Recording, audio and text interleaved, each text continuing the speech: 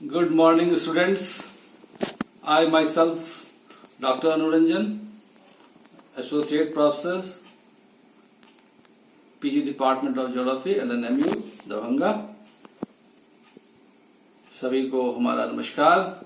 छात्रों, आज मैं आपको यूनिट 5 से एक नए टॉपिक का अध्ययन करवाऊंगा और जैसा कि आपने यूनिट 4 में भी inter and intra regional trade के बारे में पढ़ा था वहां पे, और ये यूनिट 5 में आपको वर्ल्ड ट्रेड थ्योरी के बारे में पढ़ना है, जो आपके बोर्ड पे लिख डाला गया है। और यहाँ पे आप जो विश्व व्यापार है उसके क्या सिद्धांत हैं, किन लोगों ने सिद्धांत को दिया, मॉडल्स को दिया, वो आप समझेंगे। क्योंकि परीक्षाओं में ऐसे प्रश्न आ जाते हैं जो विश्व व्यापार सिद्धांत को बताएं, तो यह आप भली भांति यहाँ पे समझेंगे। वैसे मैंने उस क्लास में भी कुछ हल्का सा हिंट दिया था। तो विश्व व्यापार, आप पिछले क्लास में भी व्यापार क्या है, ट्रेड क्या है, आप जानते हैं। ट्रेड जो है सामानों, सर्विसेज, गुड्स एंड सर्विसेज का जब दो देशों के बीच में आदान प्रदान होता है तो उसे हम व्यापार बोलते हैं। और इसमें एक देश दूसरे देश को जो भी गुड्स एंड सर्विसेज देता है उसे हम एक्सपोर्ट बोलते हैं, निर्यात बोलते हैं। और जो दूसरा देश किसी दूसरे देश से गुड्स एंड सर्विसेज लेता है तो उसे हम इंपोर्ट बोलते हैं, आयात बोलते हैं। तो ये जो फंडामेंटल जो कंसेप्ट है वो आप भली भांति उससे परिचित हैं कि विश्व व्यापार क्या है, इसमें किन चीजों का आदान प्रदान होता है। और इसमें जो ये सिद्धांत जो है, थ्योरी जो है, यह मुख्यतः इकोनॉमिस्ट का जो वैज्ञानिक है, जो ज्ञाता है, उन लोगों का यह जो है क्षेत्र है और उन लोगों ने ही इन सिद्धांतों का प्रतिपादन किया। फेमस इकोनॉमिस्ट का आप देखेंगे नाम, जो विभिन्न दशकों में अलग अलग समय पे जो परिवर्तन होते गए ट्रेड के पैटर्न्स में, उसका अध्ययन करते हुए उन लोगों ने अपने अपने समय में थ्योरीज को दिया। तो कुछ थोड़ा सा मैं यहां पे हाइलाइट्स कर देता हूं कि पहले वर्ल्ड ट्रेड जो है वो किन देशों के बीच में, क्या इसके कारण हैं, वो थोड़ा सा आपको इंट्रोडक्शन में हाईलाइट करना पड़ेगा। तो वर्ल्ड ट्रेड की आवश्यकता ही क्यों पड़ती है, तो आप जानते हैं, पिछली क्लास में ही पढ़ाया गया था।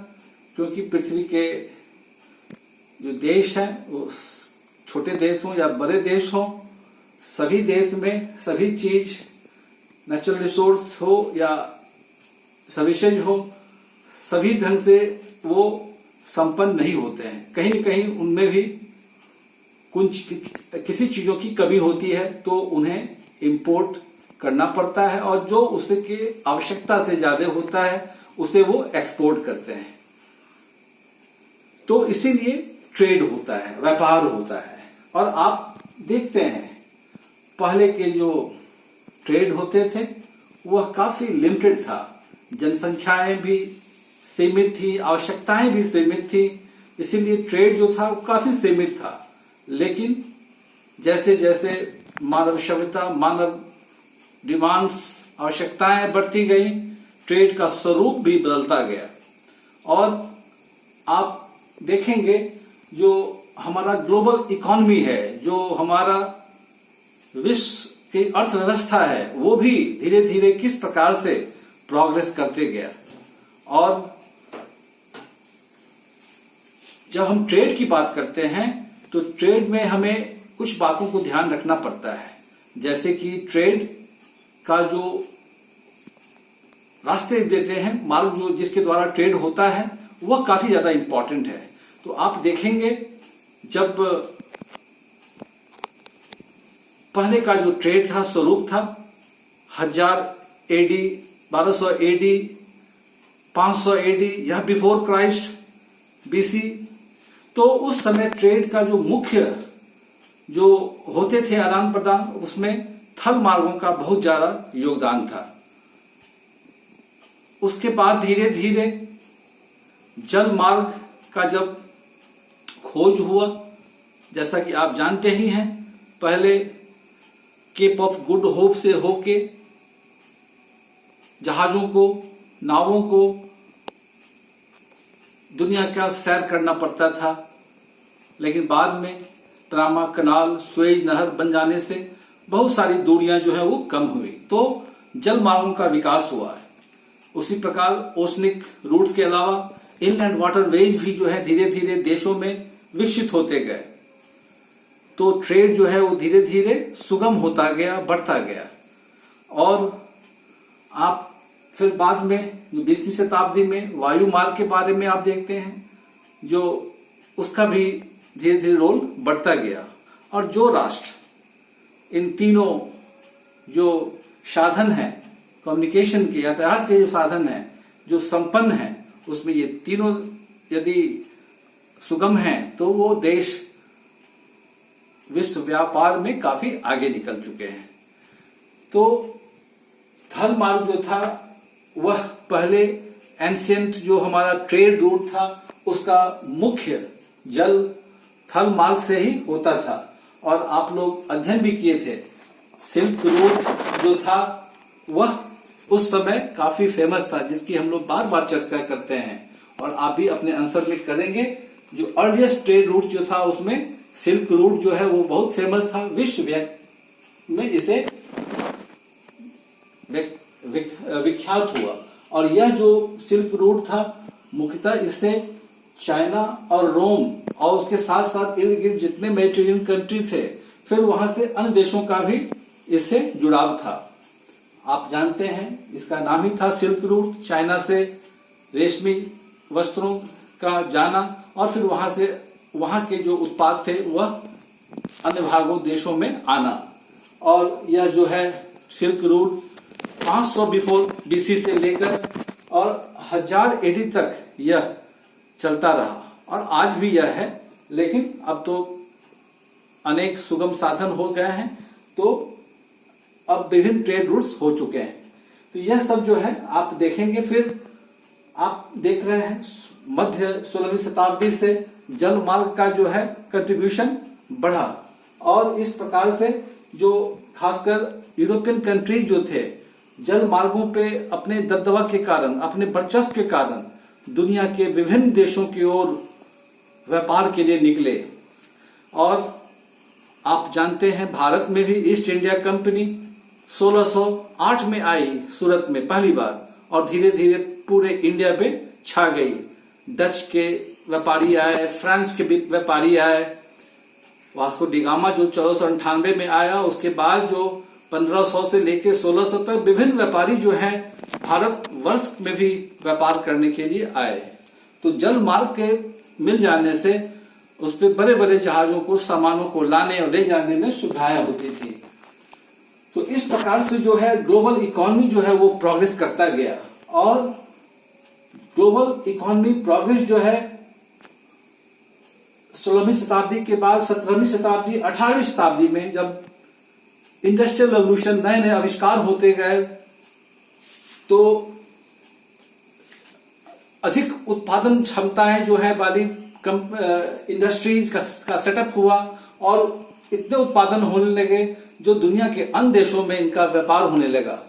और इसीलिए हम देखते हैं जो ये जो व्यापार सिद्धांत थे इसका अध्ययन होने लगा कि क्या कारण थे जो व्यापार का जो है इस प्रकार से बढ़ता चला गया। तो अर्थशास्त्री जो थे उन लोगों ने अपने ये विभिन्न सिद्धांतों को दिया, जिसका आप यहाँ पे अध्ययन करेंगे। और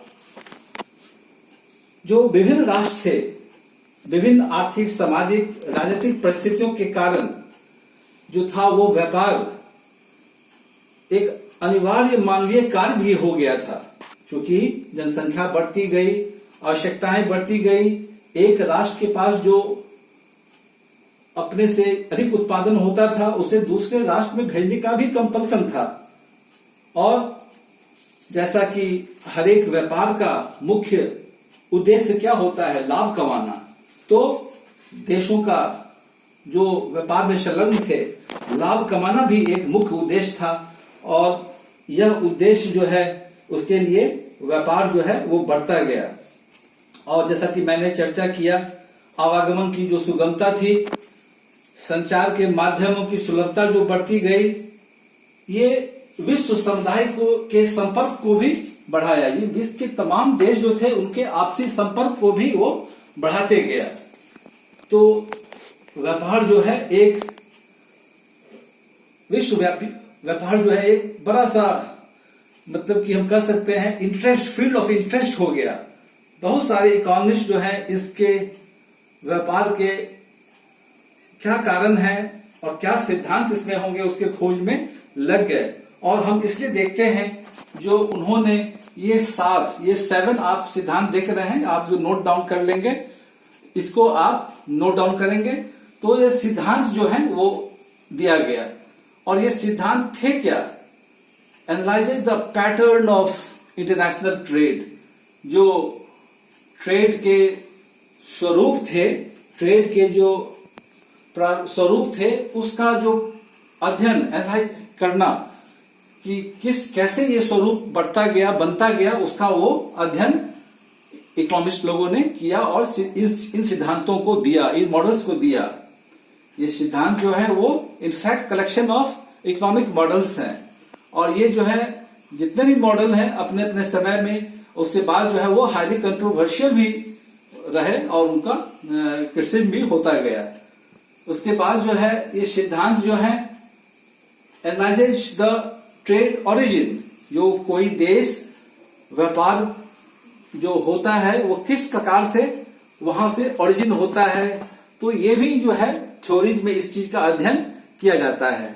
उसके बाद व्यापार में वेलफेयर इंप्लीकेशन का भी, जो किस प्रकार से वह वेलफेयर पहुंचाता है, या लाभ हो या जैसे भी हो, जिस प्रकार से भी हो, उसके इंप्लीकेशन का भी अध्ययन इसमें किया, थ्योरीज के माध्यम से अध्ययन किया जाता है। उसके बाद जो है ये सिद्धांत जो है ट्रेड पॉलिसीज के इफेक्ट को भी इवैल्यूएट करते हैं।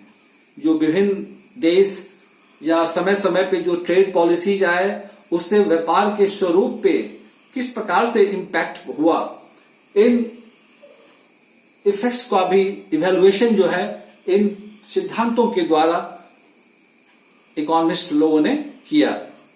तो अब हम चलते हैं जो इवोल्यूशन ऑफ ट्रेड थ्योरी के बारे में। सबसे पहला जो थ्योरी आया जिसका हम अध्ययन करते हैं वो मर्केंटिलिज्म थ्योरी है। जैसा कि आप देख लेंगे, मर्केंटिलिज्म थ्योरी वो मिड 16th सेंचुरी का यह जो है थ्योरी है। मध्य 16वीं शताब्दी में यह थ्योरी जो है वो आया। और इस थ्योरी में आप देखते हैं nation wealth depends on accumulated treasure. देश जो है का जो संपत्ति है, खजाना है, वो डिपेंड करता है एक्यूमुलेटेड ट्रेजर। किसी दूसरे देश से हम कितना संपत्ति या व्यापार करके वहां से सामग्रियों को ले आते हैं। तो इस प्रकार से उस समय जो एक्सचेंज का जो माध्यम था वह विभिन्न देशों में गोल्ड और सिल्वर, सोने और चांदी के सिक्के या उसके समतुल्य आदान प्रदान होते थे। तो यह जो मर्केंटिलिज्म थ्योरी है वो पहले से ही चला आ रहा था। विभिन्न देशों में जो कंट्री टू कंट्री इसमें व्यापार होते थे, एक देश दूसरे देशों से सामान लाते या देते थे। और यह जो है क्लासिकल थ्योरी था। ठीक है, इसको आप अच्छे से लिख लेंगे। और मर्केंटाइल थ्योरी में किसी भी देश का जो वेल्थ था that depends on the accumulated treasure, ये इंपॉर्टेंट है, इसको आप नोट कर लेंगे। उसके बाद हम चलते हैं अब दूसरे थ्योरी पे, थ्योरी ऑफ एब्सोल्यूट एडवांटेज, मतलब कि पूर्णतः एडवांटेज लाभ के कंडीशन पे यह थ्योरी आया। और यह थ्योरी आपको 1776 में एडम स्मिथ मॉडल के नाम से आया। एडम स्मिथ मॉडल बहुत ही फेमस इकोनॉमिस्ट थे अपने जमाने के, अपने समय के, और उन्होंने एक किताब लिखी बहुत famous, wealth of nation, nature and causes of wealth of nation, देश की संपत्ति, एक बहुत अच्छी किताब आई। और उस किताब के माध्यम से उन्होंने जो थ्योरी दिया वर्ल्ड ट्रेड के बारे में, वह था थ्योरी ऑफ एब्सोल्यूट एडवांटेज। और यह थ्योरी जो था वो फोकस करता था on the role of increasing returns to scale and net effects, मतलब कि जो भी हम, और ये जो है थ्योरी एम्फेसाइज द प्रोडक्टिविटी, उत्पादन पे यह थ्योरी ज्यादा जोर दिया कि उत्पादन तभी तक होगा जब तक कि उसे एब्सोल्यूट एडवांटेज मिलता रहेगा, मतलब उसे लाभ जो है मिलता रहेगा तो उत्पादन भी बढ़ता रहेगा, प्रोडक्टिविटी हाई लेवल पे होता रहेगा। और साथ ही साथ उन्होंने एडवोकेटेड फ्री ट्रेड, मतलब कि एक देश से दूसरे देश या चौथे देश तीसरे देश में वह जो फ्री ट्रेड देशों में होता हो, ना कोई टैरिफ हो, ना कोई अन्य प्रकार की पाबंदियां हो। तो इस कंडीशन में ये थ्योरी ऑफ एब्सोल्यूट एडवांटेज जो है उन्होंने दिया। और इस थ्योरी में उन्होंने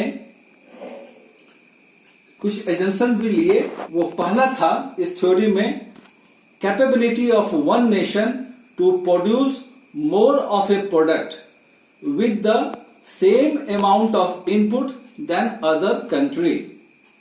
यह पहला था उनका कि किसी देश में, किसी देश का कैपेबिलिटी प्रोड्यूस करने का more of A product with the same amount of input, जितना अमाउंट जो लगता है इनपुट में वह सेम है किसी दूसरे कंट्री से, तो वह कंट्री ही जो है प्रोड्यूस करेगा। दूसरा जो है एजम्पशन था उनका, a country should produce only goods most efficiently and other country has no efficient production of goods. मतलब इसमें उन्होंने कहा कि एक country should produce only goods, वही देश जो है किसी भी गुड्स का, सामान का उत्पादन करेगा मोस्ट एफिशिएंटली, और अदर दूसरा देश जो है उसे के पास एफिशिएंटली सामान को उत्पादन करने का साधन नहीं होगा। और तीसरा था in this only one country has absolute advantage. इसीलिए इस परिस्थिति में जो बताया गया वे तीनों, उसमें एक ही देश को एब्सोल्यूट एडवांटेज मिलेगा या होगा।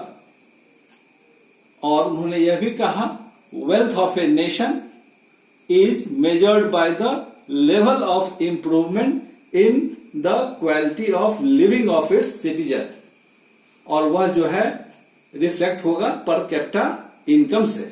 तो एडम स्मिथ ने इतनी बातों को बताया।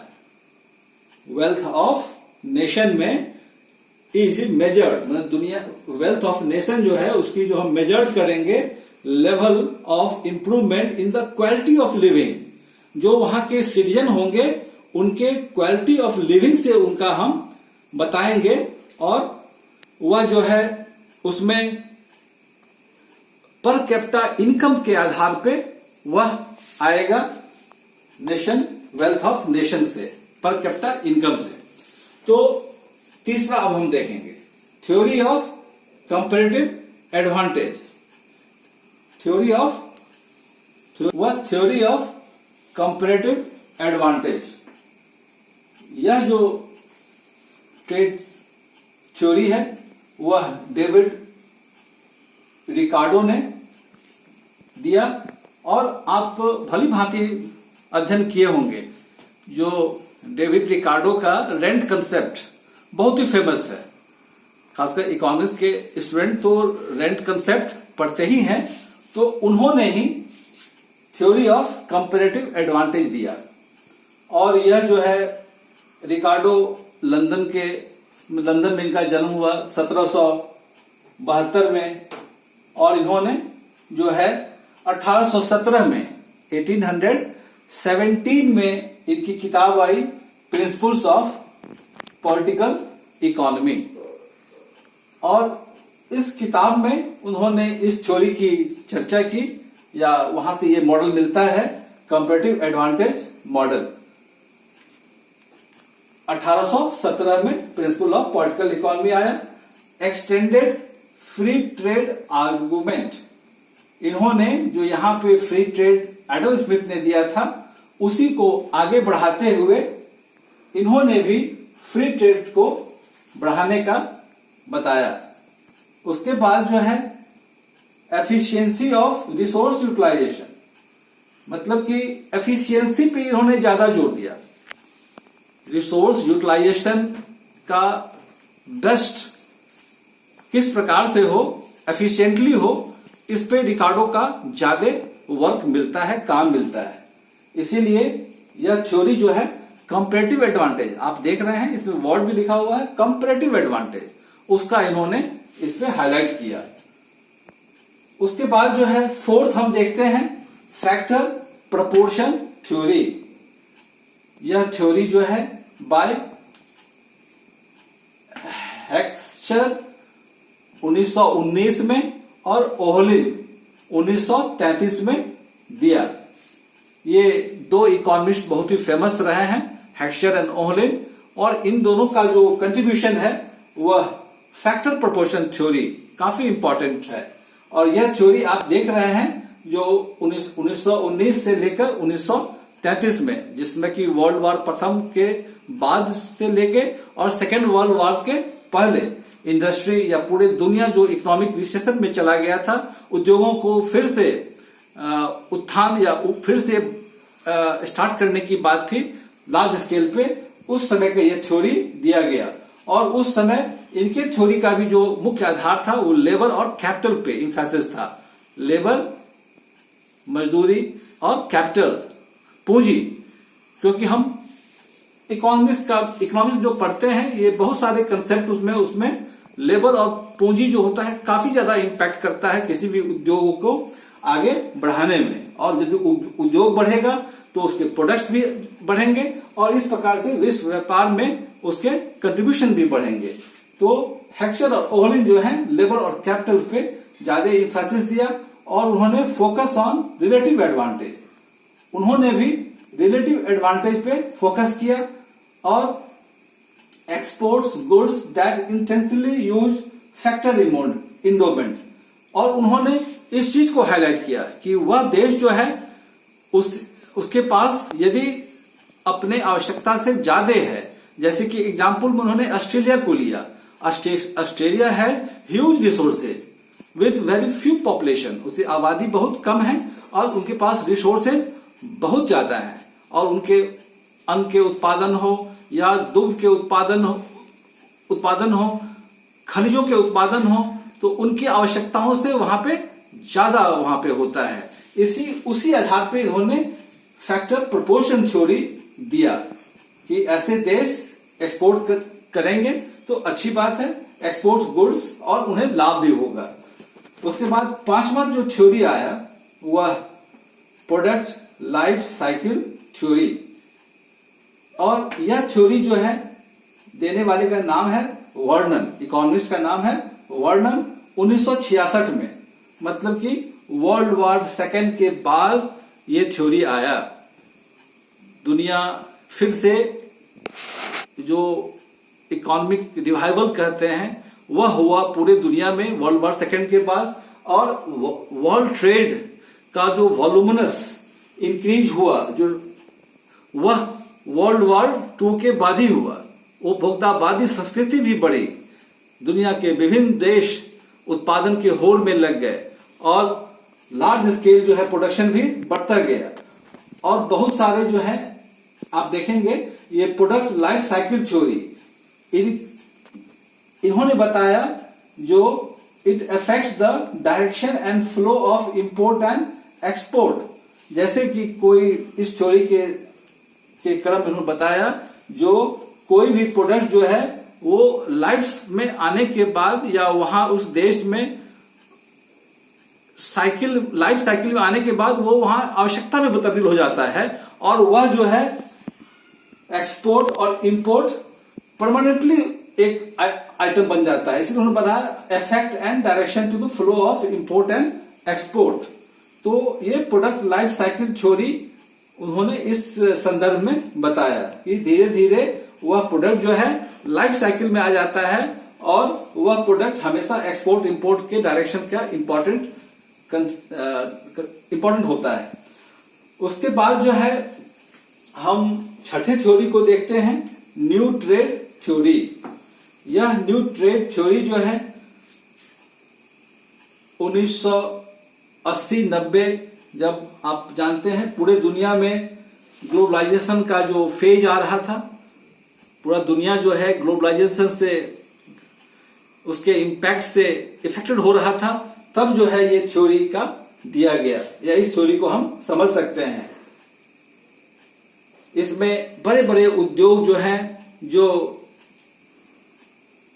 जिसको कि एस्टैब्लिश में हाई फिक्स्ड कॉस्ट लगते थे वह जो है धीरे धीरे उन देशों में ही स्थापित होने लगे और एफडीआई मतलब कि डायरेक्ट फॉरेन डायरेक्ट इन्वेस्टमेंट विदेशों से जो कंपनी थी मल्टीनेशनल कंपनी वो दूसरे देशों में जाके ही उद्योगों का स्थापना करने लगे और ऑनरशिप इन ज्वाइंट वेंचर और या तो उस देश के पूंजीपति के साथ मिलकर डायरेक्ट इन्वेस्टमेंट वहां पे होने लगा और इस प्रकार से ये न्यू ट्रेड थ्योरी आया जो दूसरे देश में जाके ही स्थापित होने लगा।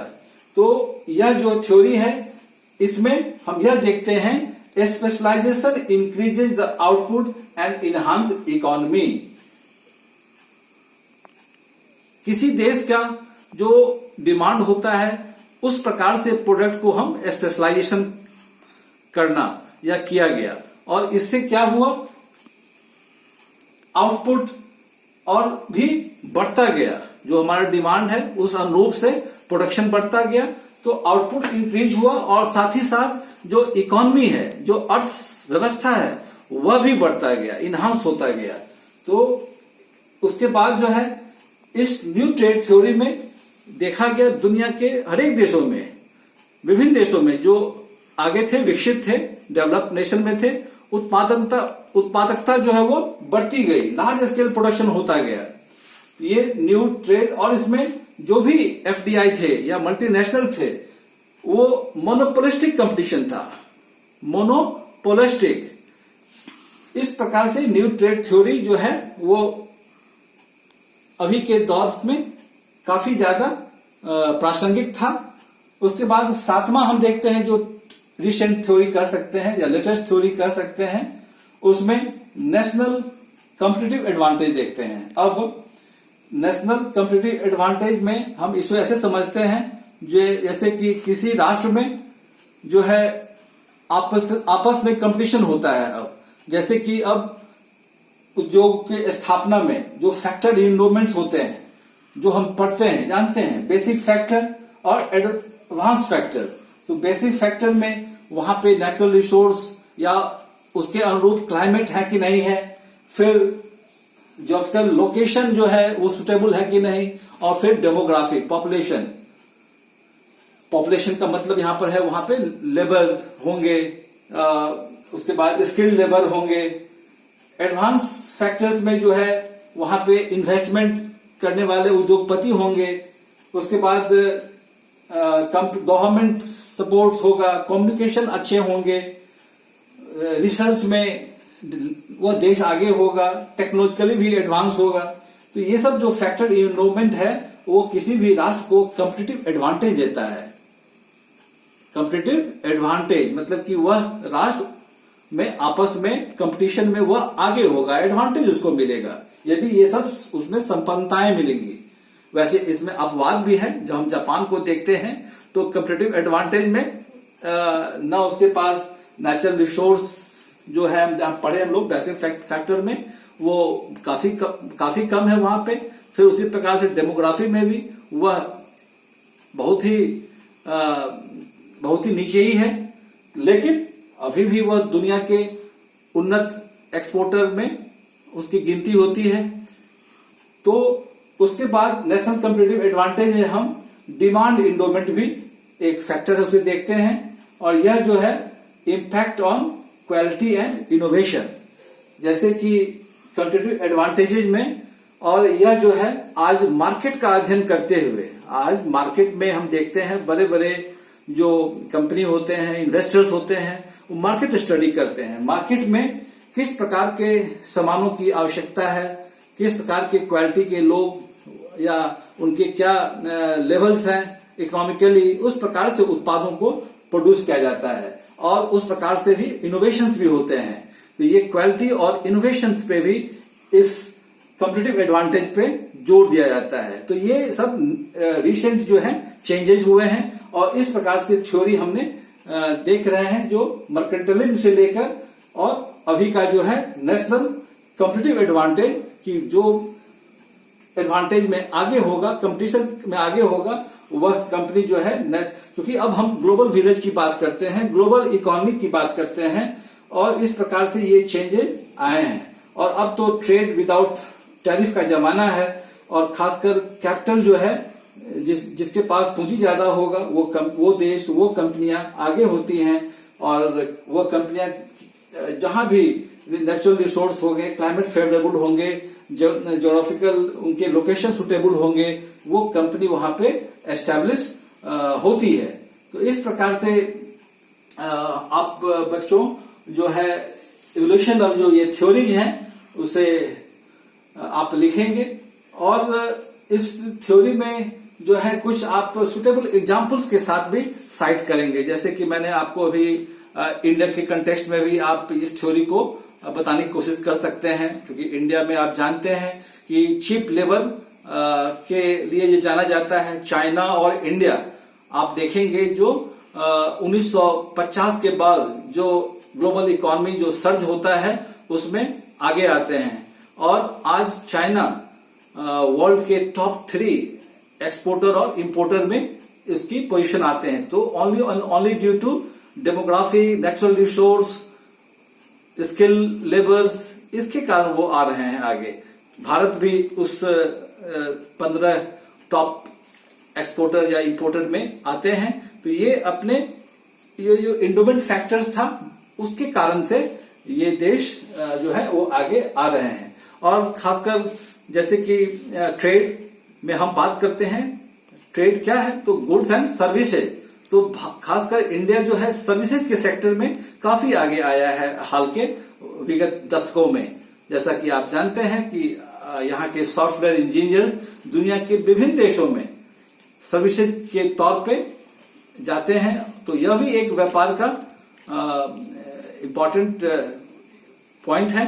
तो इन बातों को भी आप हाईलाइट कर सकते हैं। तो ये थ्योरी जो है मुख्यतः जैसे कि आपने देखा इकोनॉमिस्ट लोगों ने ट्रेड के पैटर्न को देखते हुए उन्होंने दिए विभिन्न दशकों में। और यह थ्योरी जो है मुख्यतः जो हाल की थ्योरी है उस पर आपको ज्यादा हाईलाइट करना है।